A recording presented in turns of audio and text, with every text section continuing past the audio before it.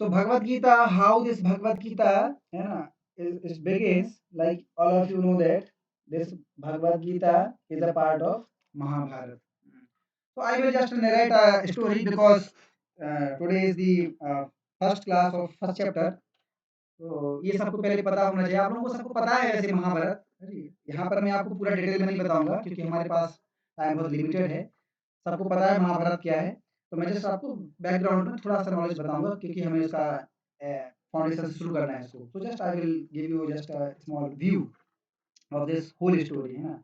तो आप देखेंगे कि भगवद गीता ये जो फाइटिंग है battle of Kurukshetra how it begin, right? तो यहाँ पर आप देखेंगे कि किस प्रकार से how the brother of the same family a a, now in front of each other and they are standing for fighting. तो कौरव एंड पांडव जो है अभी आमने सामने खड़े हैं किस लिए? फाइट करने के लिए।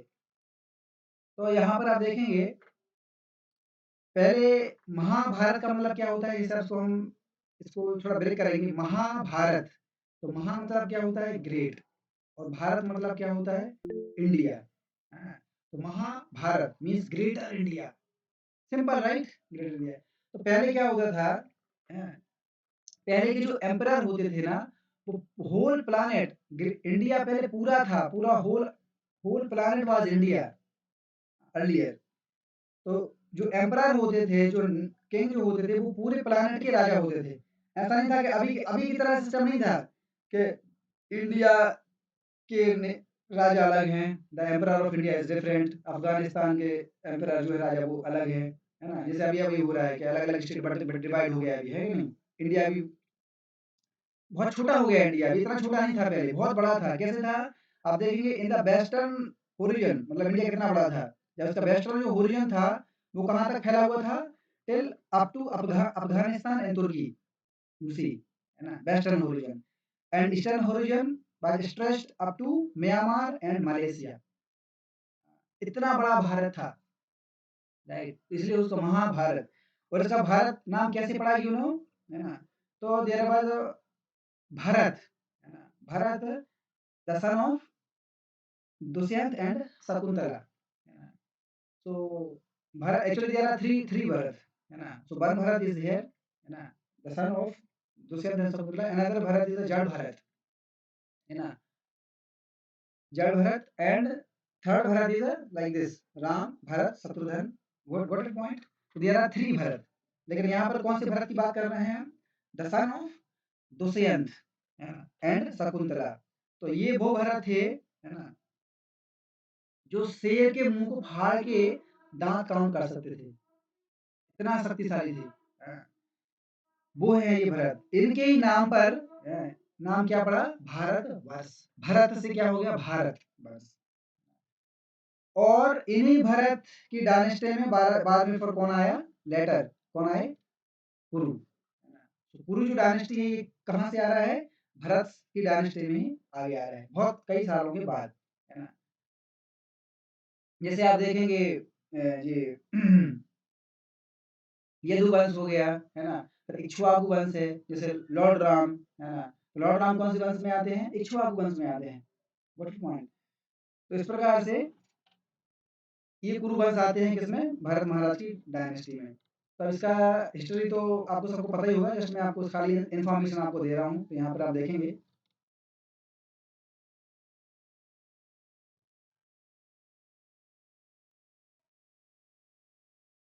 ओके। तो यहाँ पर आप देखें शांतनु का आपने सब लोगों ने नाम सुना होगा, है ना? He was great emperor. So one time Shantanu was attracted to mother Ganga.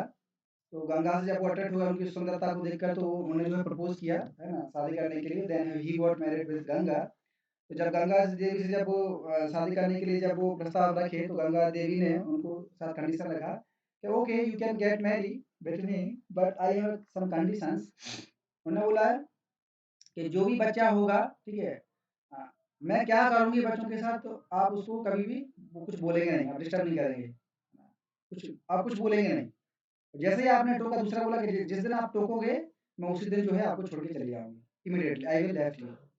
So you will not disturb me, whatever I will do you will not disturb, you will not tell anything। As soon as you will disturb me, I will leave you that day. So then Santanu told me, okay, all right, I don't have any problem.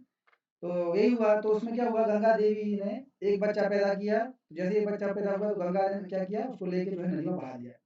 Shantanu बोले, अरे ये कैसी माँ है, बच्चा पैदा किया और बहा दिया गंगे में। अब लेकिन आप कुछ बोल नहीं सकते थे, क्यों? क्योंकि वो तो पहली पहली कंडीशन रख दी थी, तो आप कुछ बोलेंगे नहीं, मैं जो भी करूँगी। तो वो बेचारे कुछ बोल नहीं पाए। दूसरा बच्चा हुआ, उसको भी लेके बहा दिया नदी में।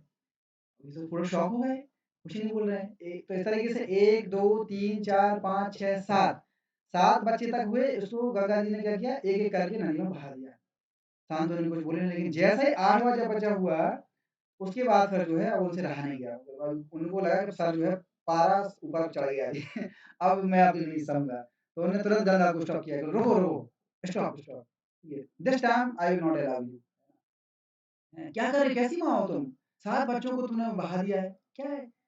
तो गंगा जी का, okay, now you broke my condition, so I will लेव यू। तो उन्होंने क्या किया, उस बच्चों को यहीं छोड़ दिया और छोड़ के चले गए।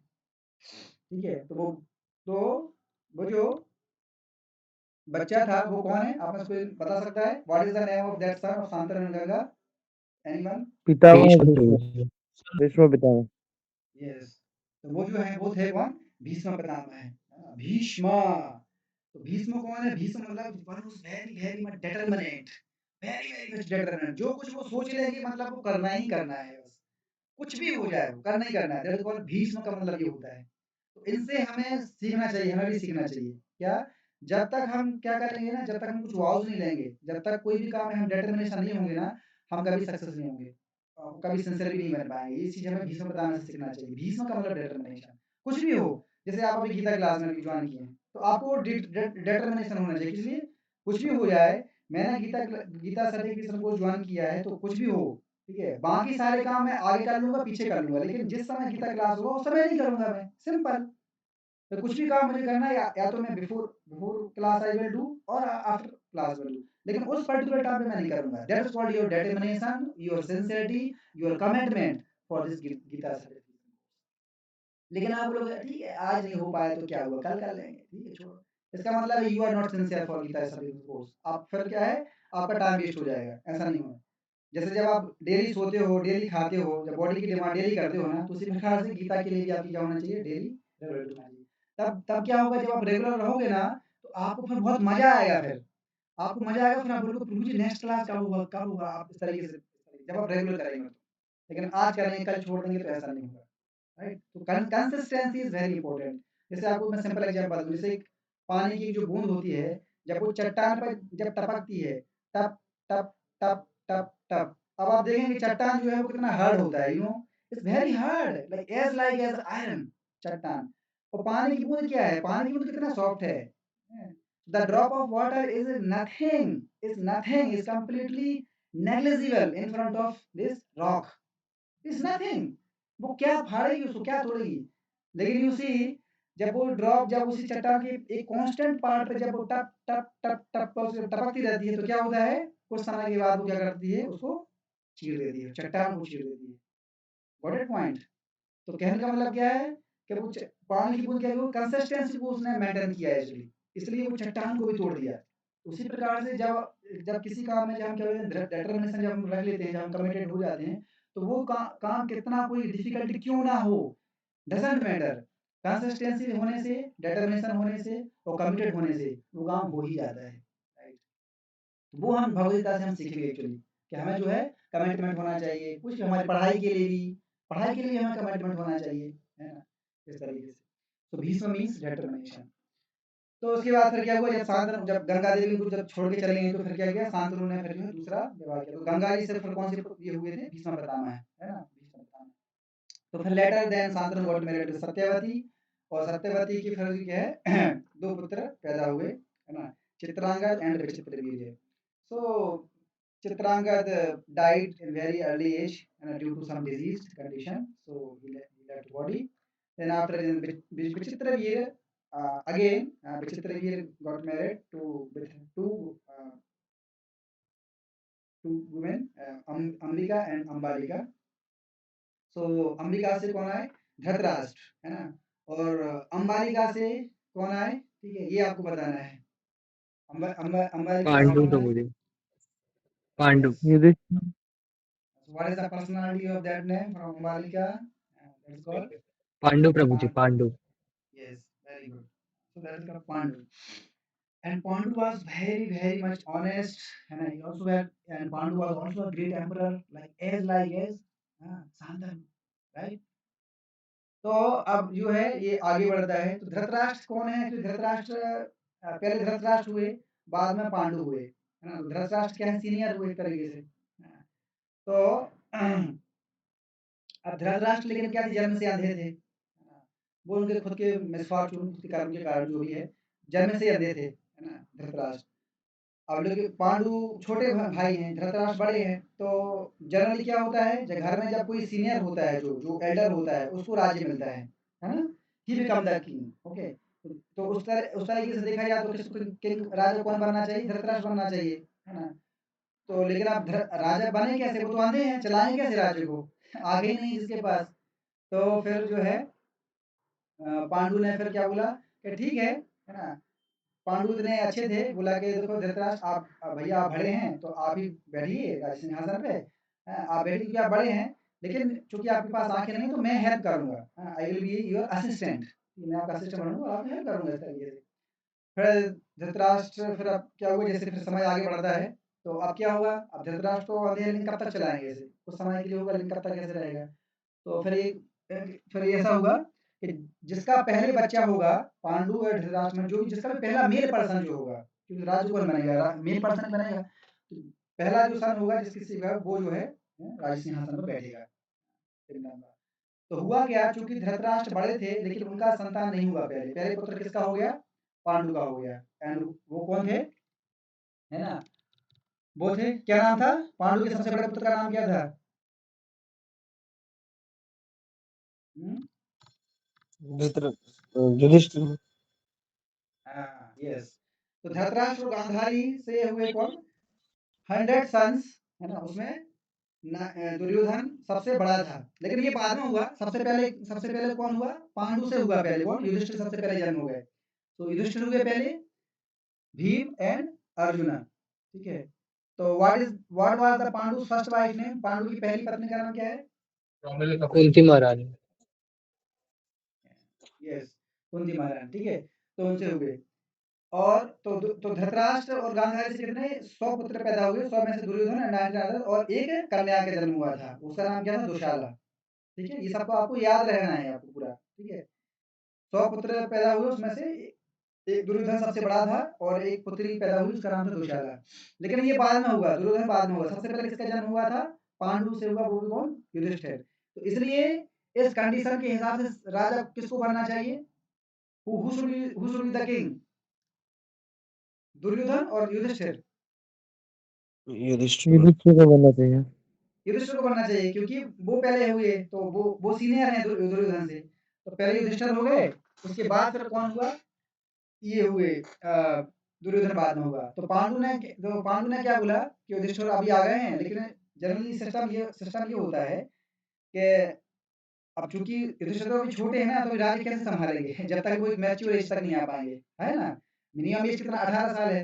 अब अभी तो ये छोटे बच्चे ही हैं, तो अभी कैसे बनाए, अभी कैसे राज्य संभालेंगे? तो पांडु ने क्या कहा, धृतराष्ट्र से बोला कि आप बैठिए, अब युधिष्ठिर अभी जब तक वो मैच्योर एज तक नहीं पहुंच जाएंगे, तब तक आप संभालिए, तब तक मैं असिस्टेंट करूंगा। और जैसे ही युधिष्ठिर जब बड़े हो जाएंगे, जब मैच्योर हो जाएंगे, उसके बाद फिर वो लीड ले लेंगे, तब तक आप उसको मेंटेन कीजिए, ऐसा पांडु ने बोला। उसके बाद फिर क्या, वो दुर्योधन भी जन्म हो गया था फिर कुछ समय के बाद। तो जब मैच्योरिटी में जब पहुंच गए, दुर्योधन भी मैच्योरिटी हो गया और युधिष्ठिर महाराज भी मैच्योरिटी में जब पहुंच गए, उसके बाद फिर सब भी आ गए थे, भीम अर्जुन और नकुल नकुल सहदेव। तो युधिष्ठिर, भीम, अर्जुन ये किसके पुत्र हैं? कुंती के, गॉट इट? एंड नकुल और सहदेव ये किसके पुत्र हैं? माद्री के। तो जब दुर्योधन जब मैच्योरिटी में हो गया, युधिष्ठिर भी जब मैच्योरिटी में हो गए, तो फिर धृतराष्ट्र बड़े हैं, लेकिन वो अंधे हैं।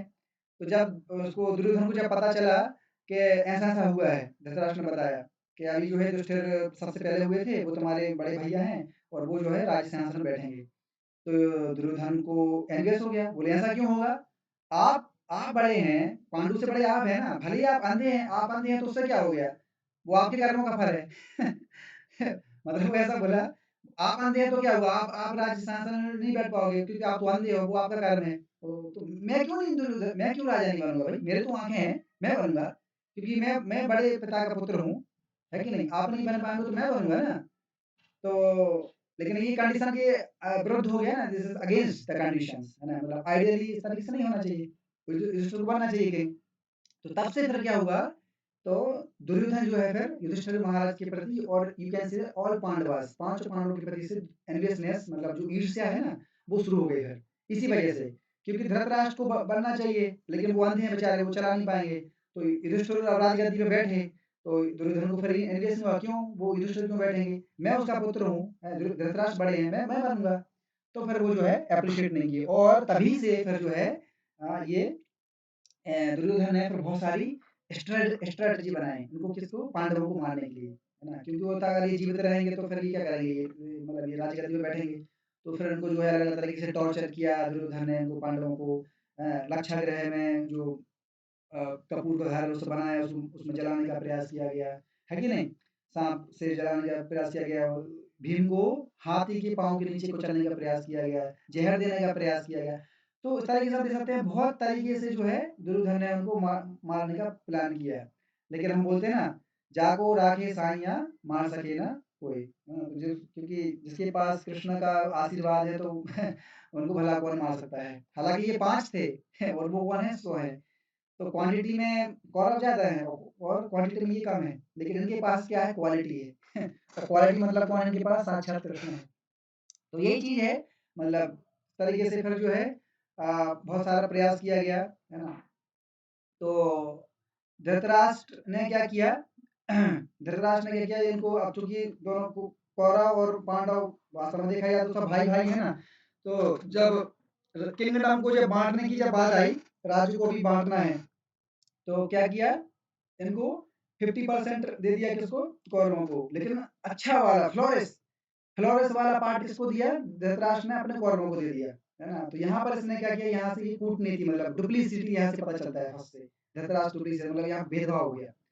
तो कौरवों को उसने क्या दिया, फ्लोरेस वाला पार्ट दे दिया राज्य का, और इनको क्या दिया, पांडवों को क्या दिया, बे क्या बोलते थे हम? ये बैरन लैंड, है ना? बैरन लैंड मतलब जहाँ पे रखता ही नहीं है, जहाँ पे कुछ अनाज भी उगेगा नहीं, उस बैरन लैंड से कुछ भी नहीं होगा, है ना? तो इस तरीके से हो गया, बैरन लैंड दे दिया। लेकिन चूँकि पांडव जो थे, इतने मेहनती थे ये लोग, इतने मेहनती थे कि इन लोगों ने अपनी मेहनत करके कुछ ही सालों के अंदर कौरवों को जो फ्लोरेस जो किंगडम मिला था, उससे भी कहीं ज़्यादा फ्लोरेस बना लिया मेहनत करके। पांडवों ने, बहुत मेहनती थे। तो उससे फिर क्या हुआ, दुर्योधन को फिर और एनवियसनेस हो गया। तो दुर्योधन ने क्या किया, I will take that kingdom also. You see, this is called enviousness. बराबर-बराबर दे दिया, और धृतराष्ट्र ने उनको फ्लोरेस दे दिया, है ना? इनको बैरन दिया, लेकिन उसके बाद भी पांडवों ने मेहनत करके फ्लोरेस बना लिया, उसको भी वो क्या बोल रहा है, I will take that kingdom also. See, तो फिर अब अच्छा नहीं है ना? तो उसके बाद फिर क्या हुआ, अ अ इनने एक दुर्योधन ने फिर एक वो अपनाया, एक कूटनीति, फांसी को, ये जो है इसके लिए क्या बोलते हैं, गैम्बलिंग के लिए इनवाइट किया पांडवों को, क्योंकि उनको हड़पना था, हड़पेंगे कैसे, ऐसे तो नहीं भाई, कुछ तो मीडियम चाहिए ना हड़पने के लिए। तो मीडियम क्या बनाया, गैम्बलिंग के लिए, गैम्बलिंग मैच के लिए इनको इनवाइट किया। और उसमें सबसे महारत कौन था इनके पास, दुर्योधन के पास, शकुनी। शकुनी के पास वो क्वालिटी थी, वो निपुण, वो स्किल्स थी, मतलब कि कैसे जो है चीटिंग करना है। तो शकुनी को बुलाया, तो शकुनी ने जो है अपनी स्किल्स के हाथ से क्या कर दिया, उनको हरा दिया। तो सब हार गए ये, मतलब अपना जो राज था वो हार गया, अपना मुकुट, सोना सब कुछ, और इवन द्रौपदी को भी दाँव पे लगा दिया, राइट? इस तरीके से सब हार गए। तो जब हार गए तो अब क्या करेंगे? और उसके बाद फिर जो है चीटिंग किया, चूँकि अब इन्होंने चीटिंग करके हराया, तो फिर कृष्ण ने बोला कि now you have to fight. पांडवों से बोला कि now you have to fight, Krishna ने बोला। लेकिन फिर युधिष्ठिर ने बोला कि ठीक है, एक बार एक मौका और दे देते हैं, है ना? क्योंकि हम नहीं चाहते कि छोटे से राज्य के लिए इस कुरुक्षेत्र के बैटलफील्ड में मिलियंस एंड मिलियंस पीपल मरें। See, this is the mood of a devotee. A devotee, एक जो भक्त होता है, वो मतलब किसी की, व्यक्ति की, किसी भी जीव की, इवन व्यक्ति क्या, किसी भी जीव की, even even even an ant, चींटी को भी मारना नहीं चाहता है वो, क्यों?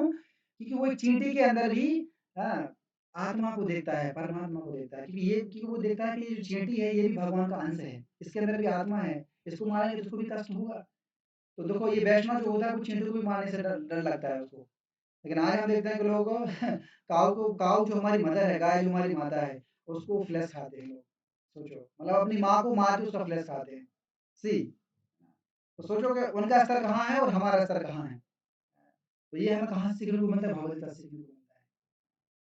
तो उस चींटी के अंदर भी आत्मा है। हम सोचो अगर आपकी एक अंगुली काट देंगे, आपकी अंगुली काट के उसको खिलाएँगे किसी को, कैसा लगेगा आपको? आपकी अंगुली काटेंगे, आपको कष्ट नहीं होगा? तो जब हम दूसरे एनिमल लिविंग एंटिटी को काटते हैं, है ना? चिकन को काटें या किसी को काटें, मुर्गी को काटें, गाय को काटें, उनको उनको कष्ट नहीं होगा।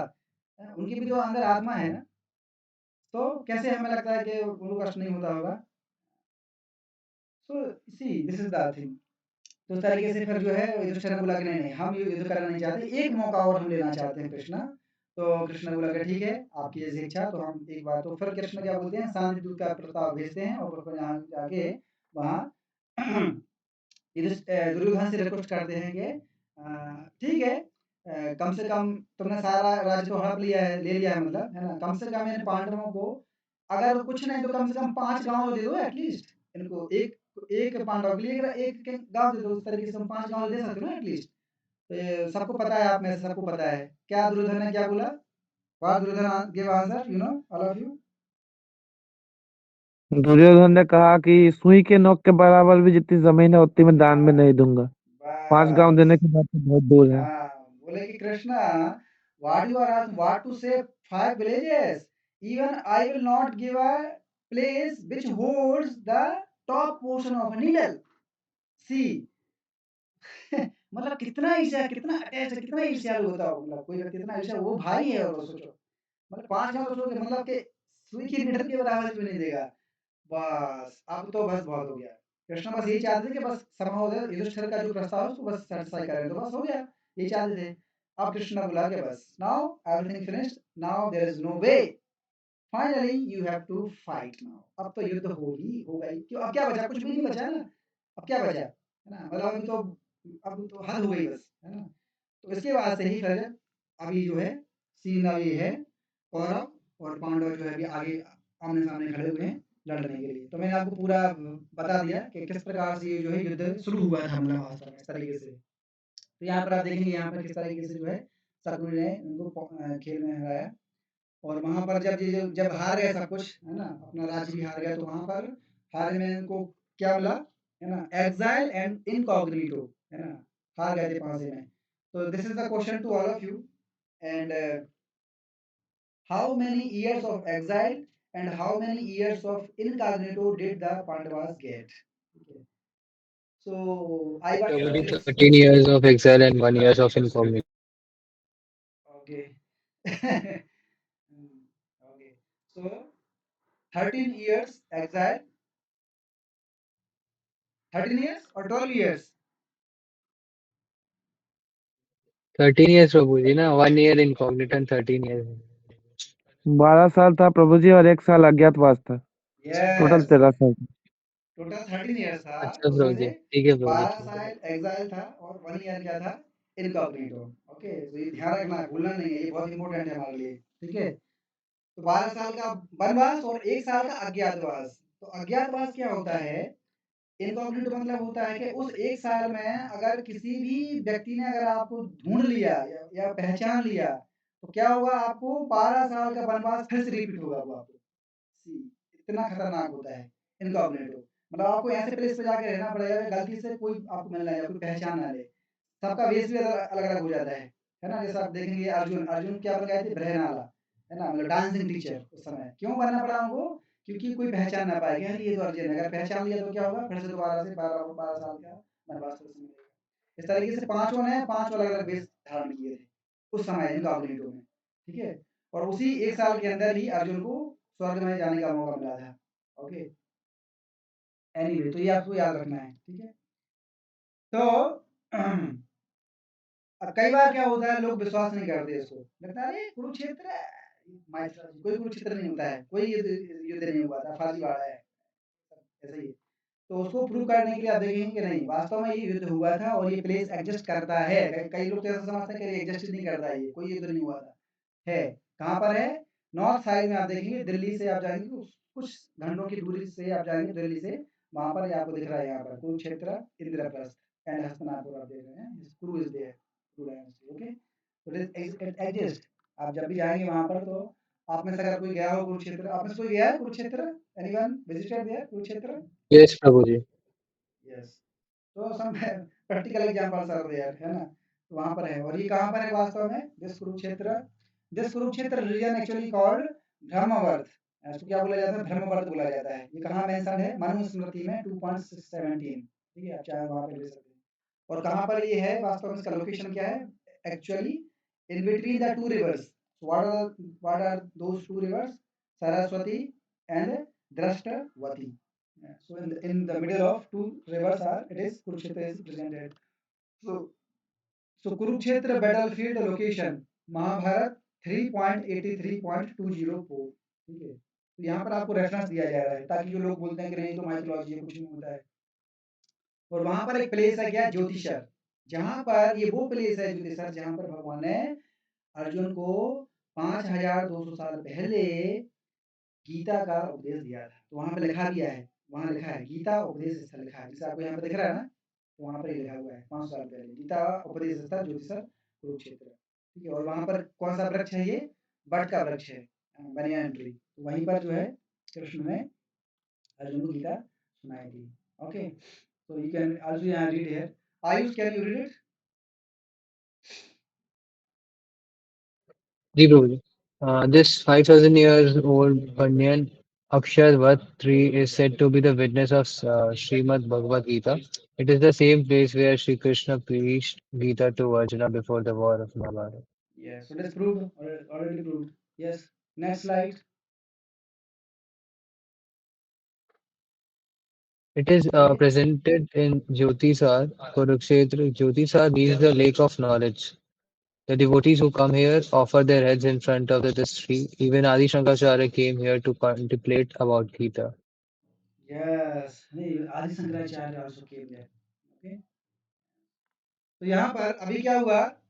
जैसे आप देखेंगे कोई भी जब हम मैच खेलते हैं, जैसे फुटबॉल हो या वॉलीबॉल हो या क्रिकेट मैच हो, जो भी हो, तो उस खेलने के पहले हम क्या करते हैं? हम एक स्ट्रेटेजी को प्लान करते हैं, मतलब कि हम कहाँ पर खड़े होंगे, जैसे हमारा पोजीशन कहाँ पर होगा, है कि नहीं? जब हम फुटबॉल खेलते हैं तो उस तरीके से जो लीडर होता है वो सबको अरेंज करता है कि तुम्हें यहाँ खड़ा होना है, गोली को कहाँ पे खड़ा होना है, इस तरीके से स्ट्रेटजी प्लान करते हैं। इसी उसी प्रकार से क्रिकेट मैच में भी तो स्ट्रेटजी प्लान किया जाता है पहले, है ना? ताकि हम अच्छे से कर पाएँ उसको। उसी प्रकार से कृष्ण है जो कि 64 आर्ट्स में निपुण थे, है ना? 64 दिन के अंदर भगवान ने 64 विद्याएँ सीखी थी। कहाँ पर? अवंतिका, उज्जैन में, हाँ, सांदीपनि मुनि के आश्रम में। कौन हो सकता है ऐसा व्यक्ति, कौन हो सकता है जो 64 दिन में, मतलब एक दिन में एक विद्या सीख ले? एक दिन में हुआ, उसका ट्रेनिंग भी हुआ और सर्टिफिकेट भी उस दिन दे दिया। हम जो ट्रेनिंग करते हैं तो ट्रेनिंग होता है और सर्टिफिकेट मिलता है।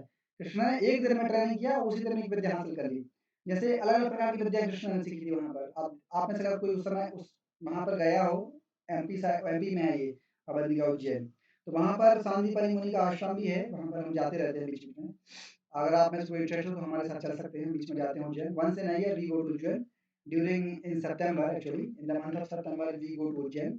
So at that time we visit this Sandipani Muni ashram where Krishna, Balaram and Sudama they this taught this 64 hours. तो कृष्ण ने 64 कलाएं विद्याएं वहां पर सीखी और वहां पर सारी पूरा बहुत अच्छे से मेंशन किया गया है, एक वन बाय वन पूरा 64 1 2 3 4 5 उनका नाम दिया गया है, उनका डिस्क्रिप्शन भी लिखा गया है कि इसका मतलब क्या होता है। जैसे भगवान ने पानी में तरंग बनाने की विद्या सीखी, है ना, कपड़े बनाने की विद्या सीखी और अलग-अलग प्रकार की ड्राइंग सीखी और इस पर ऐसी कला सीखी, ऐसा मंत्र सीखा जिसमें शत्रु के सामने गायब होना है, वो वाला विद्या सीखा, है ना?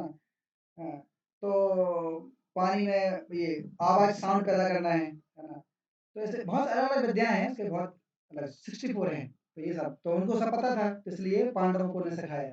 तो अभी स्ट्रेटजी प्लान कर रहे हैं, मतलब कि कैसे हमें खड़े होना है, कैसे अरेंज करना है। So Krishna is giving that training to Pandavas. So that is called battle formation. उसको कैसे फॉर्म करना है, बैटल फॉर्मेशन।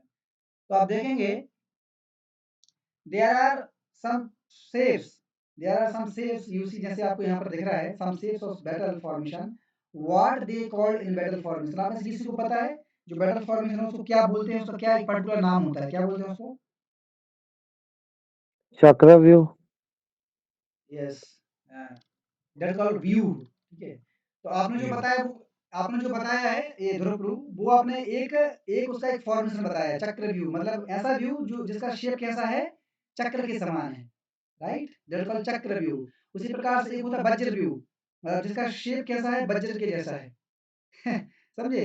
इस तरीके से अलग अलग व्यू होते हैं जिनका शेप अलग अलग होता है। जैसे, तो इसमें क्या होता है, जैसे कोई अलग दो पार्टी जब लड़ रही हैं, तो लड़ रही हैं इसका मतलब क्या है, कोई व्यक्ति कब लड़ता है, जब दोनों के बीच में क्या होता है, द्वेष आ जाता है, तभी तो फाइटिंग होती है ना, राइट। गुस्सा कब आता है, जब जब क्या होता है, जब द्वेष पैदा होता है, एनवियसनेस। तो एनवियस लीड्स टू एंगर, और एंगर लीड्स टू फाइटिंग। तो कौरव और, अभी यहाँ पर कौरव और पांडव के बीच में युद्ध क्यों हो रहा है, क्यों हो रहा है फाइटिंग, क्योंकि क्योंकि इसका रीजन क्या है, एनवियसनेस ऑफ दुर्योधन, राइट। जब एनवियसनेस जब होता है तो फिर क्या आता है, गुस्सा आता है कि हर चीज मेरी है, I will become the owner of everything, गुस्सा। तो फिर हैं, तो अपोजिट पार्टी में फिर क्या, तो गुस्सा आता है, गुस्सा, है ना। तो इस तरीके से, तो अब चूंकि एनवियसनेस है, तो उसी प्रकार से जब युद्ध होता है तो उसमें क्या होता है, दोनों के जो व्यूज होते हैं पार्टी के अलग अलग होते हैं। सपोज अगर पांडव के व्यू अगर कैसा स्नैक है, स्नैक शेप में है, स्नैक सांप की जैसा, तो कौरव का जो चक्र, मतलब उनका जो बैटल फॉर्मेशन है वो सब व्यू क्यों कैसा होगा, बर्ड के शेप का होगा, बर्ड, क्योंकि बर्ड और स्नैक दोनों एक दूसरे के क्या होते हैं, ये एनवियसनेस होते हैं, इस तरीके से। और अब देखेंगे व्यू इस प्रकार से मेंटेन करते हैं, मतलब क्या, मतलब वो क्या ऐसा ट्रिक दिया गया था, क्या आर्ट दी, क्या कला इनको दिखाई, क्या सिखाया गया। आप देखेंगे कि ये लोग युद्ध करेंगे और इधर-उधर जाएँगे, मतलब युद्ध के समय में ऐसा होता है, थोड़ा मतलब डिस्टर्ब हो जाते हैं। तो डिस्टर्ब होंगे, लेकिन इनका जो शेप होता है ना, जैसे स्नेक, साँप का जो शेप होता है, समझे? तो ये क्या है, इनकी जो सेना है, आगे बढ़ेगी, आगे-पीछे बढ़ेगी, लेकिन जो शेप है ना, वो शेप चेंज नहीं होगा। Got it point?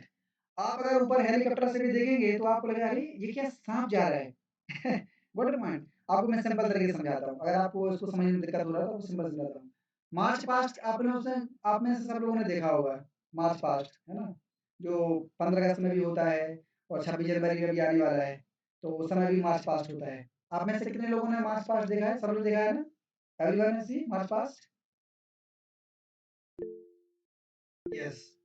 तो ऑलमोस्ट सब लोगों ने देखा है मार्च पास्ट, राइट? तो उसमें क्या होता है मार्च पास्ट में कि जो स्टूडेंट्स होते हैं, वो पूरा एकदम एक ऑर्डर में होते हैं। आगे जाएँगे, पीछे जाएँगे, लेफ्ट, राइट, दाएँ, बाएँ, वो पूरा एक एक सेम लाइन होती है। एक कदम अगर आगे बढ़ाएँगे वो, तो सब के सब पूरा लाइन में एक कदम आगे बढ़ेगा। जैसा भी वो आगे करेंगे कदम, पूरा एकदम कदम से कदम मिला के, कदम कदम से मिला के पूरा एकदम, धक, धक, धक पूरा, है कि नहीं? ब्रिज पे जब वो चलते हैं तो ब्रिज धक, धक करता है पूरा एक जैसे लपता है पूरा, है ना? तो क्यों ऐसा क्यों होता है? क्योंकि वो उनका रिदम जो है ना, उनका पूरा जो फ़ोर्स हो लग रहा है, एक साथ लग रहा है वो पूरा, राइट। तो जैसा आप मार्च पास्ट में देखते हैं ना, उस तो मार्च पास्ट में तो केवल कुछ हंड्रेड्स लोग होते हैं, हंड्रेड्स बोलो या थाउज़ेंड बोलो बस। लेकिन यहाँ पर तो मिलियंस एंड मिलियंस पीपल लड़ रहे हैं भैया, मिलियंस एंड मिलियंस पीपल, और वो कैसे मेंटेन कर रहे हैं? आपको नहीं लग रहा कि something is amazing thing, something is amazing, कैसे हो सकता है ये? जहाँ पर लाखों-लाखों लोग लड़ रहे हैं और लेकिन फिर भी वो इस शेप को मेंटेन करके हुए हैं। क्या कला सिखाई है, मतलब क्या ट्रेनिंग दी जाती थी उस समय, देखिए। अभी की ट्रेनिंग तो कुछ भी नहीं है। उस समय 5000 साल पहले क्या ट्रेनिंग दी जाती थी सोचिए। तो जो भी कुछ अभी आ रहा है वो सब उसी समय से ही आ रहा है सब कुछ, everything. That is called view. तो अभी जो है यहाँ से शुरू होता है। तो यहाँ पर हम देखेंगे धृतराष्ट्र उवाच, मतलब धृतराष्ट्र जो है पहला श्लोक बोल रहे हैं, and this is the one, मतलब this is the first and last last speech, और you can say last shloka of Dhritarashtra. पूरी भगवत गीता में जो 700 श्लोक हैं, वो 700 श्लोक में धृतराष्ट्र केवल पहला ही श्लोक बोलता है, ये वाला बस। अब इसमें और गीता में बाकी कहीं भी धृतराष्ट्र बात चली जाएगा बस। बाकी सब जगह संजय आएगा, संजय और 3 बार आएगा, और बाकी पूरा किसके बीच में है? अर्जुन और कृष्ण के बीच में है। तो धृतराष्ट्र बोल रहे हैं, क्या बोल रहे हैं? धर्मक्षेत्रे कुरुक्षेत्रे समवेतायुयुष्यवः मामगाः पांडवाश्चैव किम अकुर्वत Sanjay. Yes, so translation, Okay, so someone can read the translation. पढ़िए ध्रुव.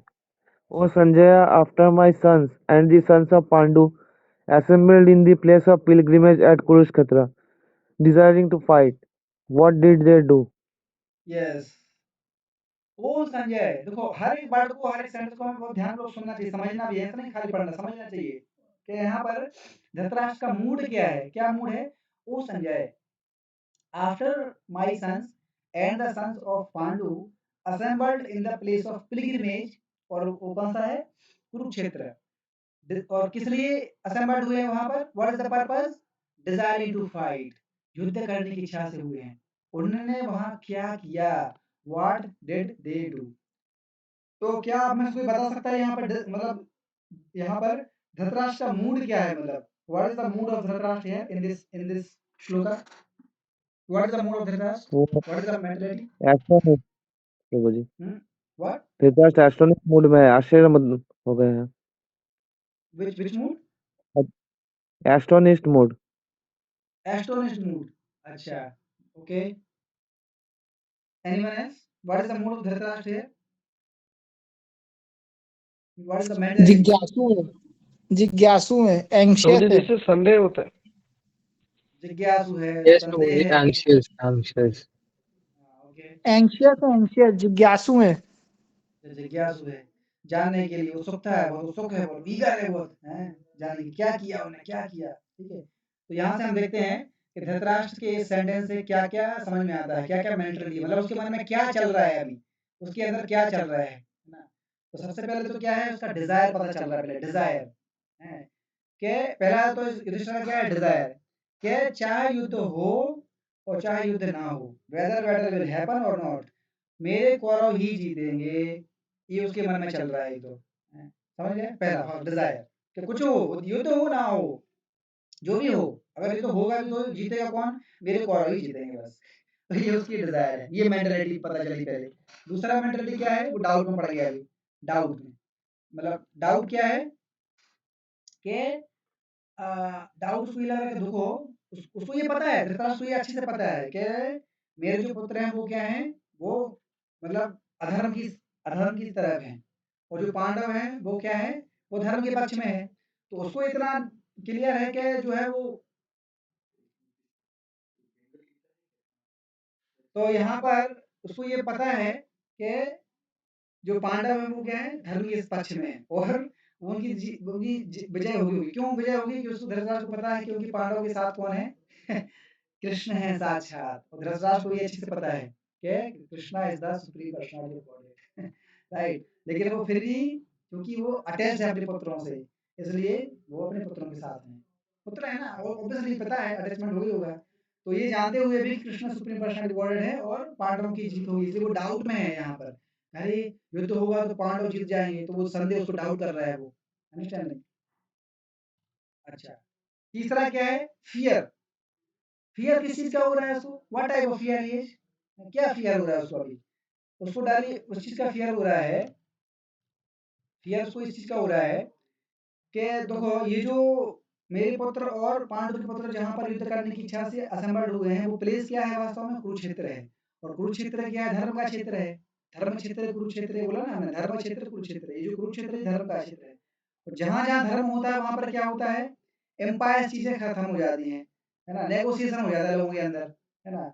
तो उसको ये डर हो रहा है, अरे ऐसा ना हो भैया ये धर्म का क्षेत्र है, और वहां पर कृष्ण भी प्रेजेंट है वहां पर, वो तो कृष्ण कौन है, धर्म के राजा है वो, राइट. तो ऐसा ना हो कि मेरे पुत्र वहां पर नेगोशिएशन कर लें, बोल दें कि चलो यार चलो छोड़ो, बस बहुत हो गया, हाथ मिला लेते हैं, कोई चलो 50% तुम ले लो, दे देते हैं 50%, तुम भी खुश हम भी खुश, चलो काय फालतू के लोग ये तो करें. तो इसलिए वो डर रहा है इधर, अरे ऐसा ना हो यार, वो धर्म का क्षेत्र है, ऐसा ना हो नेगोशिएशन कर लें, अगर नेगोशिएशन हो जाएगा तो युद्ध नहीं होगा, है ना. तो इसलिए वो डर भी रहा है. और चौथा क्या हो रहा है, होप, उसको आशा है, किस चीज की आशा है उसको, है? उसको आशा हो रहा है कि युद्ध होगा, जैसा भी होगा, है ना, और मेरे पुत्र ही क्या होंगे, विजय होंगे, कौरवास विजय, मतलब इस तरीके से अलग अलग वो क्या कर रहा है, अलग अलग मेंटल, तो चार प्रकार की मेंटल से पता चल रही है उसकी, इस श्लोक के माध्यम से क्या इच्छा प्रकट हो रही है उसकी, क्या इच्छा है वो पता चल गई है उसे, डाउट क्या चल रहा है उसके मन में क्या उसको फियर, किस चीज़ से उसको डर लग रहा है, और उसकी होप, क्या आशा है, अभी भी आशा लेके बैठा हुआ है वो, है ना? कि जैसा भी हो मेरे कौरव ही क्या होंगे, विन होंगे, है ना? So what lesson in the context we learn from this episode? क्या आपको पता चला ये जो धृतराष्ट्र की जो मेंटालिटी है ना, इससे क्या लेसन आपको पता चला, मतलब what is the summary of this whole mentality of Dhritarashtra? ये उसके मन में जो चल रहा है, उससे क्या मेंटालिटी समझ में आ रही है, क्या है उसके अंदर चल रहा है, व्हाट इज द रूट? जिन लोगों ने कंट्रीब्यूट नहीं किया है, I want to listen from them, those who have not contributed yet.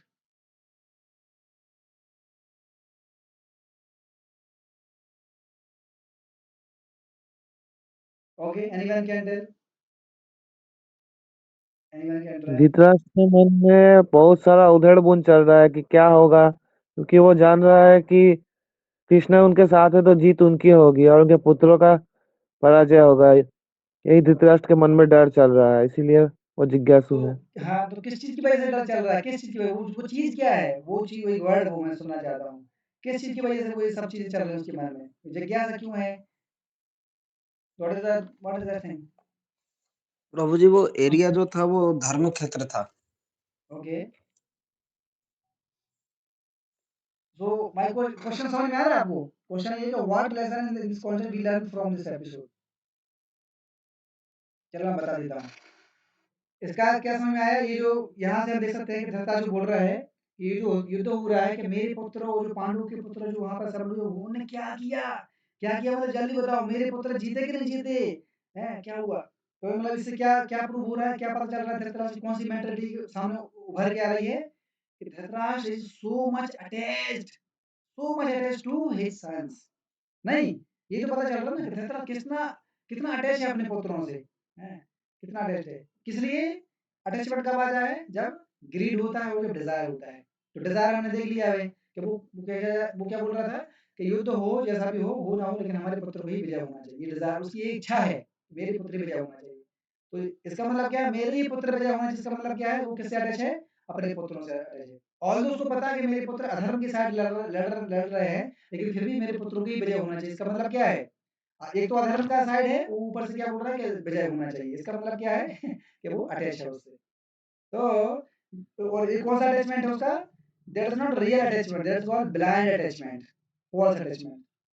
तो इससे एक चीज सीखने को मिलती है कि जब लीडर लीडर को कभी भी अटैचमेंट नहीं होना चाहिए, कभी कभी भी किसी चीज से अटैच नहीं होना चाहिए, क्योंकि अगर लीडर अगर अटैच अगर हो जाएगा तो फिर वो क्या करेगा, सही निर्णय नहीं कर पाएगा एक्चुअली, है ना?